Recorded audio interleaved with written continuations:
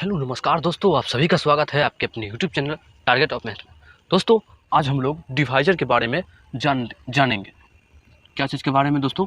आज हम लोग डिवाइजर के बारे में बहुत ही अच्छे तरीके से जानेंगे और सीखेंगे भी। दोस्तों, डिवाइजर होता क्या है दोस्तों? इसको बोलते हैं हम लोग भाजक। क्या बोलते हैं दोस्तों? भाजक बोलते हैं। तो भाजक क्या होता है? जैसे कि दोस्तों, अगर मान लीजिए अगर हम कहीं पर लिखते हैं 2/6, तो आप लगाओगे इसको 3 मरतबे कट जाएगा दोस्तों। ठीक है दोस्तों।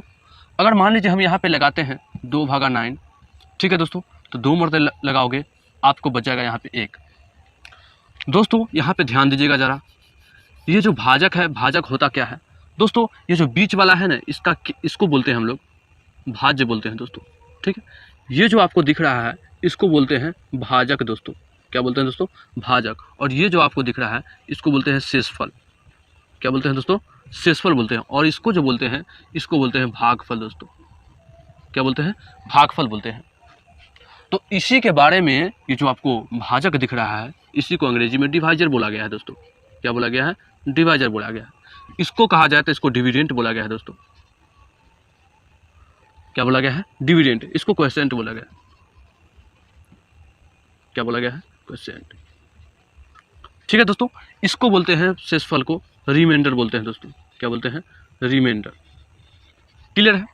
तो आज हम लोग जो है ना, यह भाजक होता क्या है इसके बारे में हम लोग अभी सीखने वाले हैं। तो बने रहिए इस वीडियो में दोस्तों। चलिए दोस्तों, देखिए तो आपको यहाँ पे देखना क्या है कि ये जो भाजक है इसमें आपको किस प्रकार का क्वेश्चन मिलने जाएगा और किस प्रकार का क्वेश्चन आपको पेपर में मिलेगा या फिर कहीं पर भी आपको दिखेगा कि हाँ इस तरह के क्वेश्चन जो है हम सोल्व कर पाएंगे। तो देखिए दोस्तों, इसमें जो है आपको अगर कहीं पे लिखा हो, अगर मान लीजिए हम लिखते हैं यहाँ पे 600, अगर यहाँ पे पूछ दे आपको कि 600 के कुल भाजकों की संख्या बताइए दोस्तों। भाजकों की संख्या अगर ऐसा क्वेश्चन आपसे किया जाए और उसमें कहा जाए कि 600 के कुल भाजकों की संख्या बताइए, यहाँ पे कोई भी संख्या हो सकता है दोस्तों। तो इसी को हम सीखेंगे कि 600 के कुल भाजकों की संख्या हम आखिर निकालेंगे कैसे। दोस्तों, भाजक का मतलब होता है कि कोई भी संख्या है और वह संख्या किसी अन्य संख्या को काट देगा। ठीक है दोस्तों, चाहे वह शेषफल बचे या ना बचे, वह भाजक ही कहलाएगा। जैसे कि अभी हम भाग दिए हैं 9 में, ठीक है, तो 2 चौके 8 होता है दोस्तों, यहाँ पे बच गया 1। ये जो भाजक है ना, भले ही आपका शेषफल बचे या ना बचे, लेकिन यह भाजक ही कहलाएगा। ठीक है, तो इसी के बारे में हम चर्चा करेंगे। यहाँ पे लिखा हुआ है 600 के कुल भाजकों की संख्या बताइए या ज्ञात कीजिए, ऐसा क्वेश्चन आपसे पूछा जाएगा। तो इस प्रकार के क्वेश्चन को आप किस तरह से हल करोगे यही आपको हम सिखाएंगे दोस्तों। सबसे पहले इसको तो आपको तोड़ना होगा प्राइम फैक्टर। क्या तोड़ेंगे दोस्तों? प्राइम फैक्टर तोड़ेंगे। 2 से लगाओगे आपका आ जाएगा 300 दोस्तों। ठीक है, आप लगाओगे 2 से तो यहाँ पे आ जाएगा आपका 150। 2 से लगाओगे तो आपका आ जाएगा 75। ठीक है, 2 से नहीं लगेगा दोस्तों, इसमें 3 से लगेगा या 4 से लगेगा या 5 से लगेगा। किस तरह से पता करेंगे? इसको जोड़ लीजिए, 7 5 12 होता है और 12 जो है 3 से कट जाएगा। ठीक है, तो आपको 3 से लगेगा। यह 3 से लगाएंगे कितना आएगा? 3 दूना 6 होता है, 1 इधर जाएगा, 3 5 15। आप जानते भी होंगे कि 25 या 75 होता है दोस्तों। ठीक है, अब क्या चीज़ से लगेगा? यह 5 से लगेगा। देखिए दोस्तों, यहाँ जो प्राइम फैक्टर है आपका, इसको ना आपको बारीकी से सजा लेना है। जैसे कि यहाँ पे 2 का पावर कितना लिखोगे?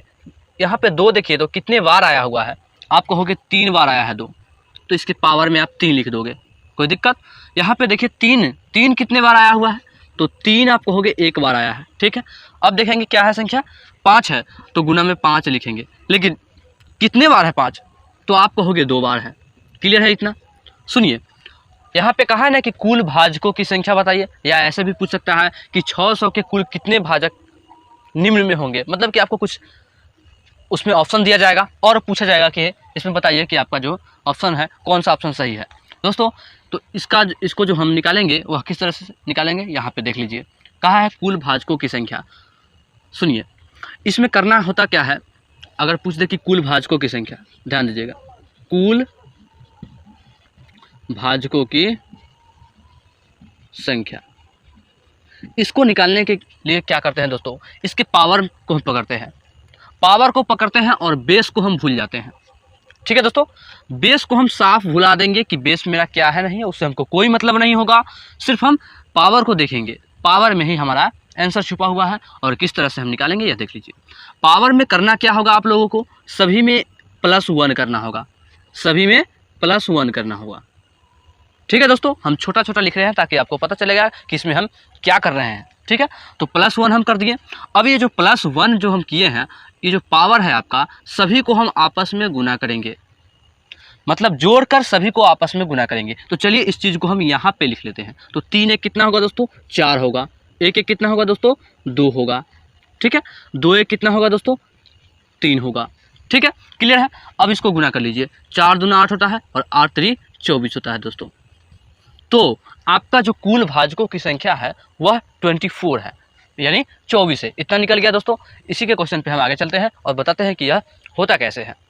तो दोस्तों ध्यान दीजिएगा, यहाँ पे लिखा हुआ है 24 के कुल कितने भाजक होते हैं। भाजक कहने का मतलब दोस्तों कोई ऐसा संख्या होगा जो ये 24 को काट देगा। 24 को क्या करेगा दोस्तों, काट देगा, पूरा पूरा काटे या शेषफल बचे, लेकिन वह भाजक ही कहलाएगा। ठीक है दोस्तों, तो यहाँ जो 24 है इसका कुल कितना भाजक होगा, अभी अभी हम बताए हैं 600 को तोड़ के। सबसे पहले तो करना क्या होता है इसमें, सबसे पहले आपको प्राइम फैक्टर तोड़ लेना है, कुछ करना नहीं है। तो चलिए हम प्राइम फैक्टर तोड़ते हैं सबसे पहले। ठीक है, 2 से लगेगा 12, 2 से लगेगा 6, 2 से लगेगा 3। अब इस प्राइम फैक्टर तोड़ने के बाद दोस्तों क्या करते हैं हम लोग, इसको हम सजाते हैं बारीकी से।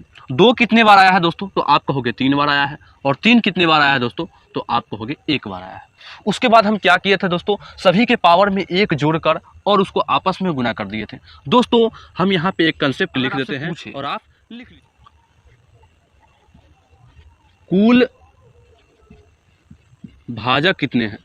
अगर आपसे पूछे कुल भाजक कितने हैं, यानी कुल भाजक की संख्या कितने हैं, तो आपको क्या करना होगा, यहाँ पे कंसेप्ट लिख लीजिए। जो भी संख्या हो आपका, जो भी संख्या हो, सभी के पावर में +1 करना है और